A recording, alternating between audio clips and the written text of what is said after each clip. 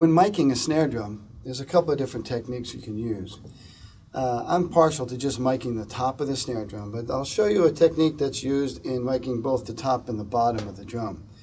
One thing I want you to take into consideration when you're miking the top of the drum, for me, what seems to work well is to have the microphone on a slight angle going down towards the skin but across the surface of the drum. I'm not a big fan of pointing it straight down. Lots of microphones have been tried, but it always seems that the good old hardest working microphone in show business, the SM57, seems to really love the sound of a snare drum. We're going to place this drum, and keep in mind that this is a cardioid pattern on this microphone, so you want it to be just about centered as best you can between the toms and the hi-hat so that the focus of that microphone is on the snare drum alone. Keep it pretty close, not too far. And in a position where you're pretty sure the drummer's not going to hit it.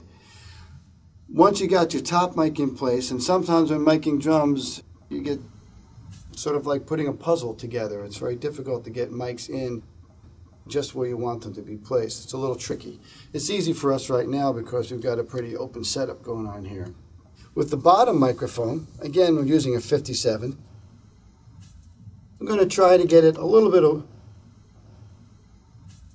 off angle, off axis compared to the other mic.